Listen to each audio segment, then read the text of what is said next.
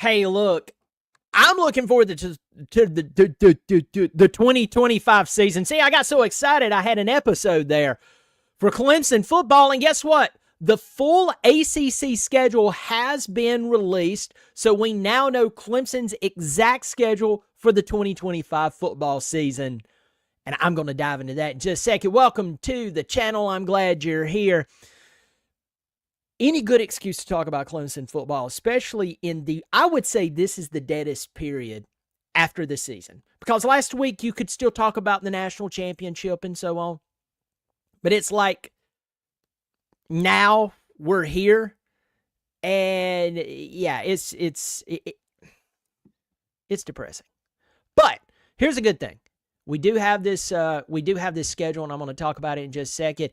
I hope you'll subscribe if you like what I do. If you like talking Clemson football, you like talking college football, I hope you will subscribe. Remember, it's free. Just a click of a button. I do appreciate it. So, coming into tonight, we knew the non-conference games. We knew when they would be scheduled. We knew the dates. Obviously, South Carolina is the last game of the year. Every year. We know it's going to be in Columbia. We knew that they would play Furman the week before. We knew the very first game of the year is LSU in the Valley. The next game would be non-conference Troy from the Sun Belt. They'd be coming to Death Valley. But we didn't know the exact dates of the ACC teams. We knew the teams that we would play in conference. We just didn't know the dates. So here we go. So I'm going to start with just the LSU game. We'll work ourselves down the list. August the 30th. Y'all, I can't speak. I'm so excited to talk about this. I can't speak. August the 30th, LSU comes to town, as I said earlier, playing here at Clemson. The next week, Troy comes to town. And then this is really interesting. Clemson goes to Georgia Tech. I knew they were going to travel to Georgia Tech, but they will go to Georgia Tech on September the 13th. That game kind of has an asterisk beside it because it's so early in the season, you really don't know that much about Georgia Tech. Then you have September the 20th. Syracuse comes to town. Fran Brown did a really good job this past season, and you can thank him for getting Clemson into the ACC championship. He'll have a new quarterback. He's not going to have McCord, but hey, you got to respect it. September the 27th, Clemson has a bye. Then on October the 4th, Clemson plays at University of North Carolina. The University of North Carolina. Then the next week, they're at Boston College. And then on October the 18th, you have a rematch of the ACC Championship. SMU comes to Death Valley. On October the 25th, we have a bye. Then, on November the 1st, my birthday. Just throwing that out there. Duke comes to town. The very next week, on November the 8th, Florida State comes to town. Then on November the 14th, this is a game I have my eye on. It's a Friday. They're at Louisville. We'll get into this in just a second. Then, of course, Furman, and then the last game of the year on November the 29th at South Carolina. The kickoffs, the kickoff for these games, it's to be determined. You know how that works. The better your team is, the better the kickoff they'll get as the season goes on, or the more prime time certain games will get as the season goes on. So there's a bunch of people in here already. It's good to see every one of you. Roger Parks, it's good to see you, my friend. Thanks for supporting the channel on a monthly basis. I see that symbol beside your name. Have a Bitter Bussa. I see B in here. I see Quality Sports Edits. Bo Weevil, good to see you, my friend. Good to see all of you. So, let's talk about this schedule a little bit, all right? Now, I read an article, it kind of bothered me. I read it today. I don't know. I think it's just a few days old or something like that, but one of the Clemson publications already wrote that Clemson's road to the college football playoff, it's not that easy.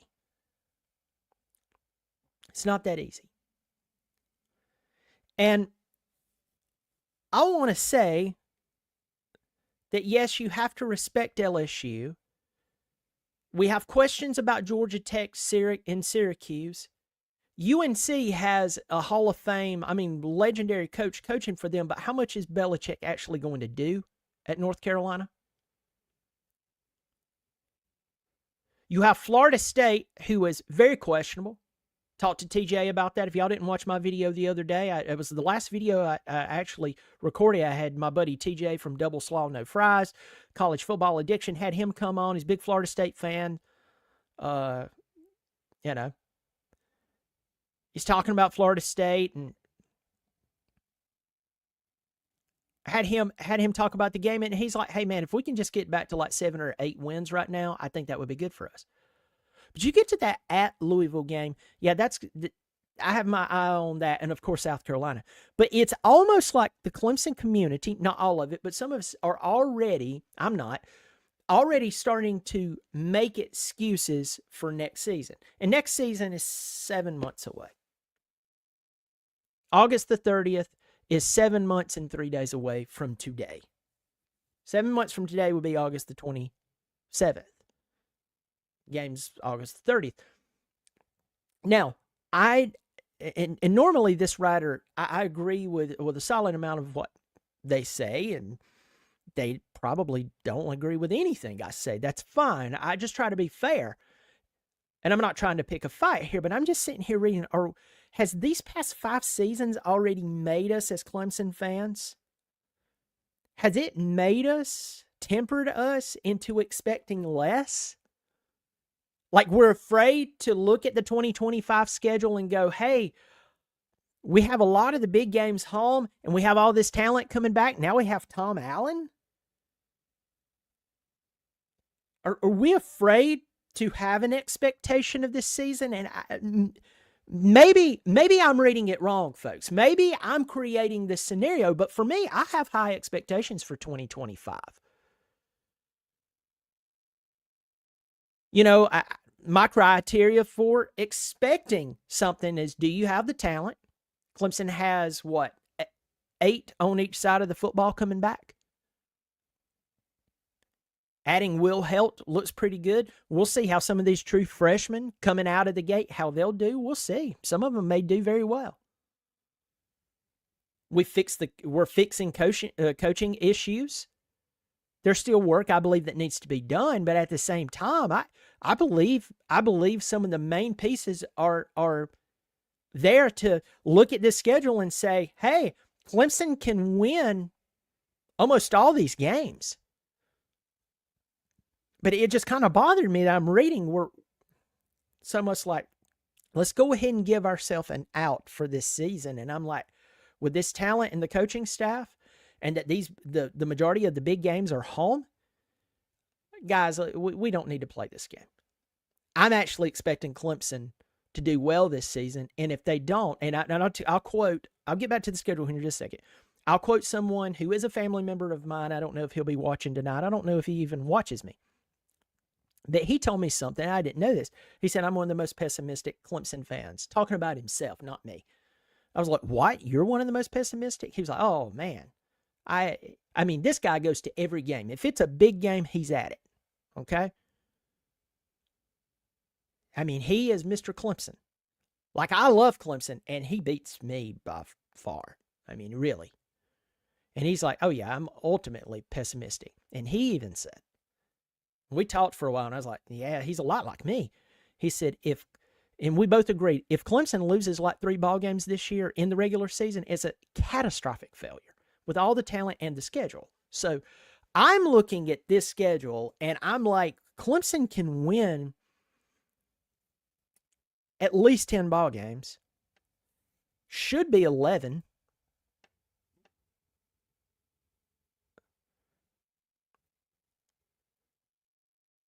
And so as I'm looking at that schedule, let's define that. You're like, should. Okay, and I know we're talking about the ACC games kicking off, but let's start with LSU. I know that LSU is LSU. I also know that LSU is LSU. Brian Kelly has not done well there. Jaden Daniels in 2023 really, really, really helped him out. And Florida State still beat them in the opening game of the year. LSU has not won an opening game all season. An opening game for 5 consecutive years. Half a decade, folks, they have not won their opening game. They're coming to Death Valley. Well, LSU recruits good. LSU always recruits good. LSU is a lower upper tier SEC team. Meaning like you have the upper tier, you start to go low. It's not quite mid tier, but they're about right in there. You have to respect them. They're going to have dogs on their teams. LSU should not come to Death Valley, South Carolina, and win.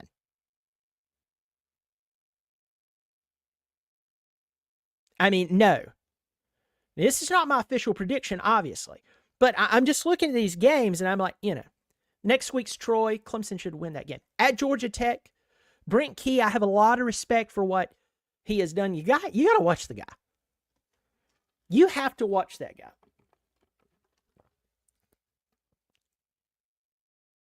This will be an interesting year for them. And a lot of these teams, I have not done a deep dive into who's coming back for them, who they've added out of the portal, how well they've recruited, any coaches they've lost. So right now, I'm just kind of chatting now. But Brent Key can coach. And going down the road to Georgia Tech, to one of the closest schools to Clemson, period. In fact, this is the closest ACC school that they will play. The closest ACC school to Clemson is Georgia Tech. So, and I believe that's the same for the Jackets. Clemson should still win that ball game. They have Syracuse coming to town. Kyle McCord is gone. Again, I have to do a deep dive on their talent. This is in Death Valley. Clemson should be a favorite in that game and should win that ball game. You have a bye. I like the bye. I like where the position is at there.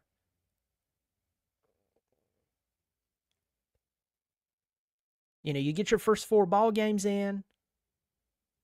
You take some time off. Then you go to North Carolina. Who knows if Belichick will actually coach a first game there? Who knows? He probably will. Would not be shocked if not. Anyway. But at North Carolina, I know they have Belichick. My question is, who's coaching for Belichick? We'll have to do a deeper dive there. But folks, you know my philosophy. Coaching matters. Coaching matters. And shockingly, coaching matters. Ask Tuscaloosa, Alabama about how much coaching matters. At Boston College, Bill O'Brien is interesting. This will be year number 2. He lost the quarterback that he had. He's now at Florida State. And it'll be interesting to see what Boston College has this year because at the beginning of the season, they look pretty good. Especially with Bill O'Brien, it being his first season. And then just things went... That'll be an interesting game. SMU coming to Clemson. Rhett Lashley's been there before.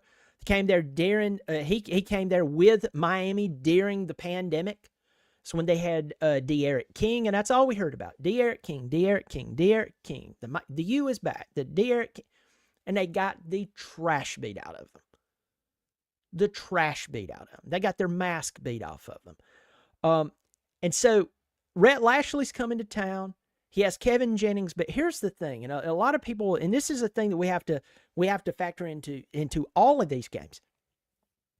The problems defensively that we had before when it relates in relation to scheme will not be the same as it has been. Remember, SMU continued to run that same play against Clemson, and that's how they whittled away the 17-point lead that Clemson had. Clemson's like, what is this voodoo that they keep running? Yeah, we couldn't stop it. Tom Allen did with Penn State. And by the way, for anyone who's forgetting or being influenced by the media or being influenced by this season that Clemson just had, Clemson still has some dogs on their defense. I'm not saying that they're the 2018 team defensively. No, they're not. But folks, don't be fooled. Clemson still has some really talented players on the defense. And now they have a guy who will scheme his brains out. And I just don't think they're going to have an easy day in Death Valley. Following week, October the 25th, will be a bye. I wish that bye was the next week. I wish we could have got 4 games, bye, 4 games, bye, 4 games. But we got 4 bye, 3 bye, and then you have 5 ball games. On November the 1st, Clemson plays Duke in Death Valley. Be Manny Diaz's second year. I really don't know much about Duke at this point. Duke did okay this season. I mean, for Duke standards, they did pretty well. But you can look at their schedule and realize that anytime they played someone, they lost.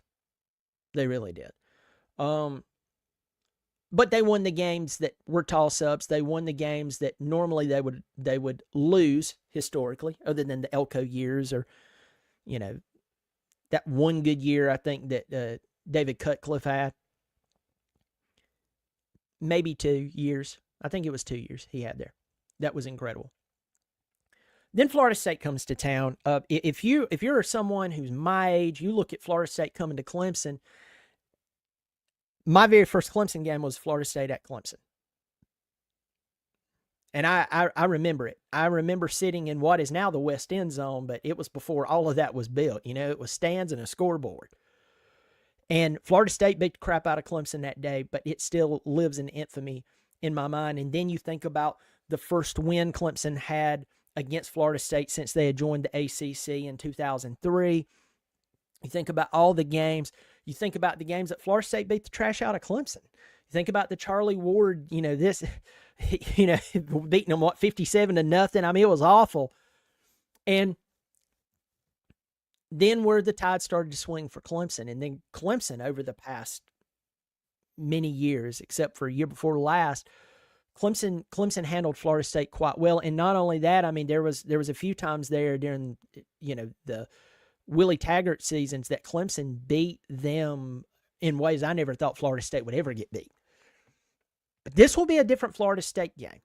Florida State, this will be a different game, but it will still be worth going to the Valley to see Florida State and Clemson getting together. So that will be an interesting one. Probably one of the, and I said this earlier, one of the most interesting games is at Louisville. Now, Miller Moss, the quarterback for Southern Cal, you remember that very first game of the year, Southern Cal and LSU got together on a neutral spot. Southern Cal actually looked really good. There were some incredible receptions. That one guy went up between like 2 defenders and caught a pass and all this bunch of crap. And everybody thought, oh, wow, this Southern Cal team, this was a good Big Ten, which that's weird to say with Southern Cal, but you know what I mean. They're part of the Big Ten. SEC matchup, and it was wonderful. And then the season went on. And you found out that both of these teams were nothing really special. And in fact, Southern Cal was not good at all. Half their team transferred out. And the quarterback did. And that guy who had the really good game, he's now playing at Louisville with Braun. Now, before I start shaking in my boots, I need to look at who Louisville has coming back. And there's one particular guy I'm thinking about having on my show to talk about that. Talk about Louisville. I'm going to try to get some people on here to talk about these teams. So by the time we get to August 30th, we know the teams that we're playing pretty well. We have a pretty good idea of who they are.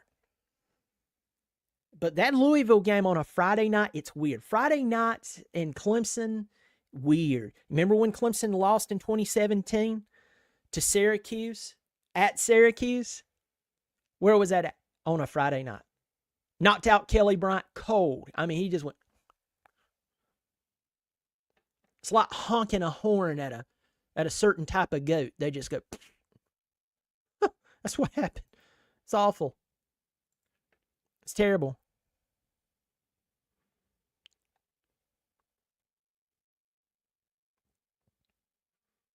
Got some people in here saying hello. It's good to see all of you in here. A lot of people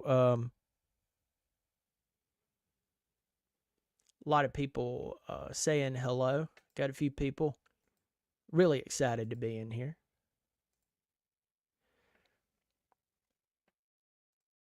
So that will be an interesting game, Louisville. Next, we'll have Furman. The semi-Ivy League school in the South.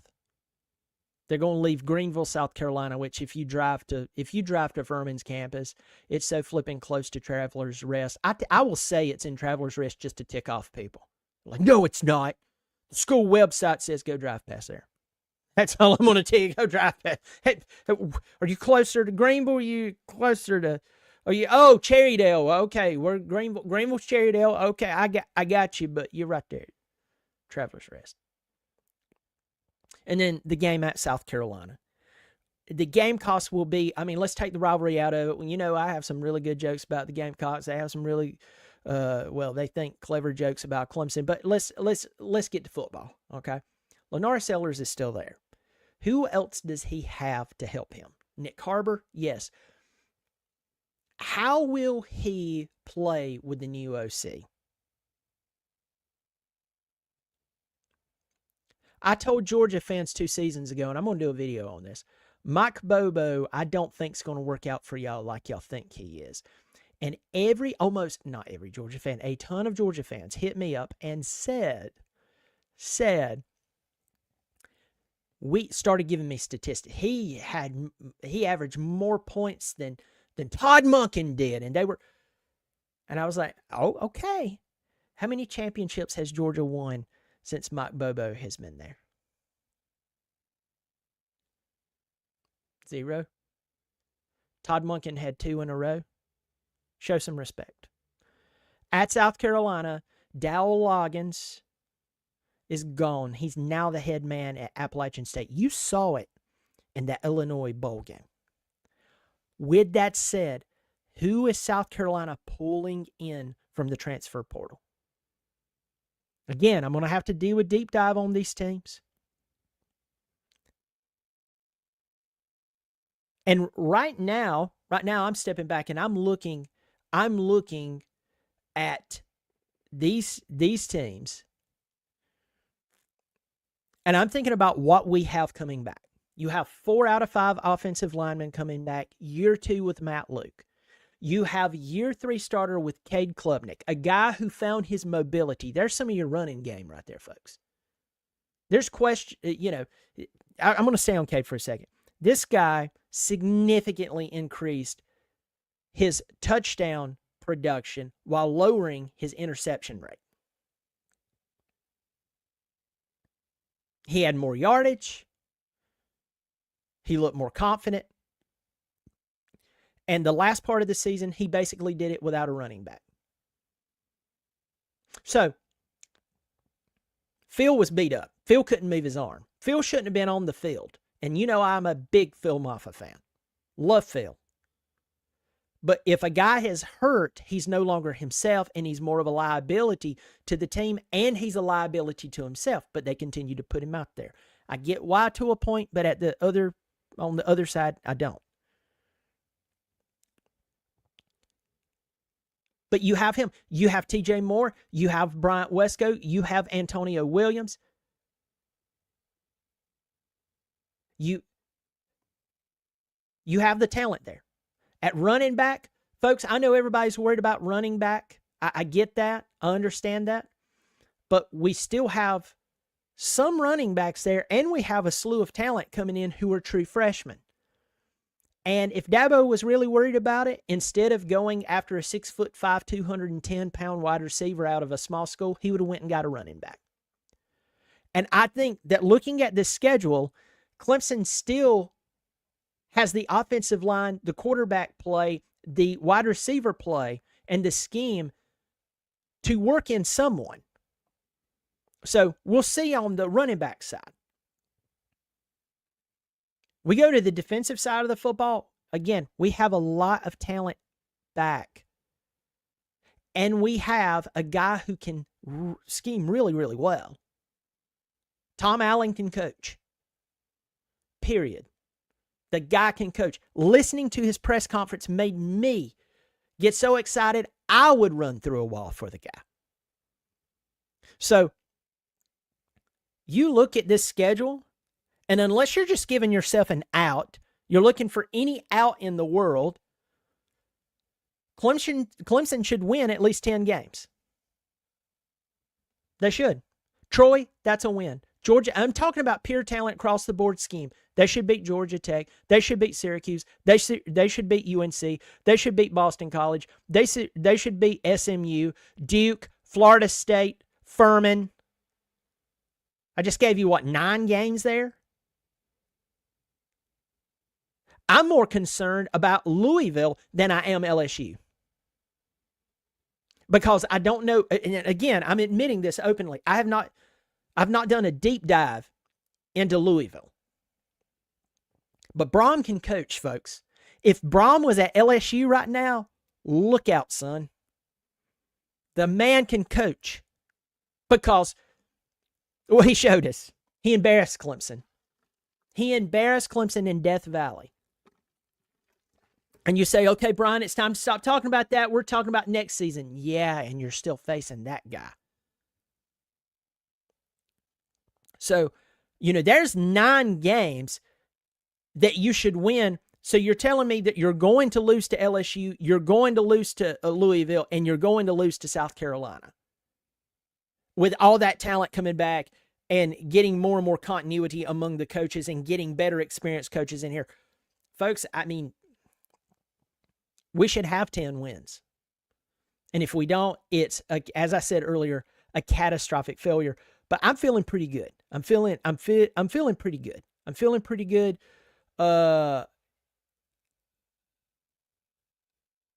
It's just interesting. Let me see, folks.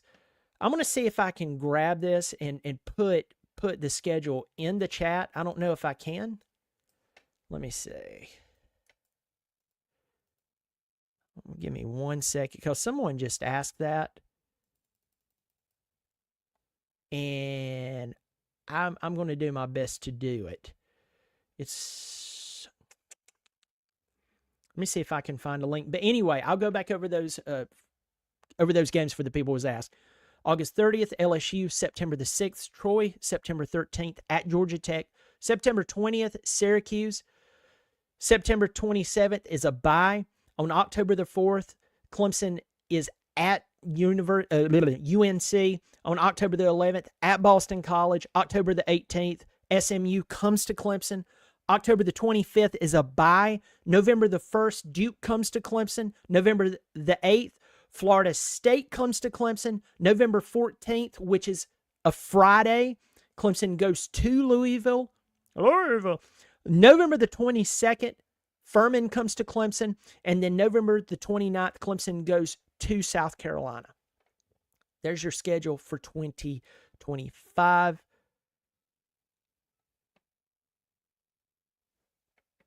And yeah, there we go. He's a pretty, I feel like it's a good solid schedule. And I think that Clemson's, with the talent coming back, with the coaching that I talked about just a second ago, a lot of the big games are at home. Look at the big games. Again, I'm going to say this to you. Louisville comes to Clemson. Syracuse is at Clemson. And I'm not saying they're a big game. I'm just saying they can provide some trouble. SMU's at Clemson. Florida State's at Clemson. Those are some good games to keep your eyes on. The big games, the big games that as I said, I'm concerned about, Louisville and South Carolina stick out like sore thumbs. And we know the reason. You are at Georgia Tech, but I respect them, but again, Louisville and South Carolina, that's your two biggies. Here's something to think about here as well. On November the 14th, you're playing game number 10. So you have 9 games and 2 bye weeks leading into this game. You have found out a lot about yourself. Some players have probably burst onto the scene, hopefully, in certain positions where we have questions of, hey, do we have a player here, a player there? That could be a good thing.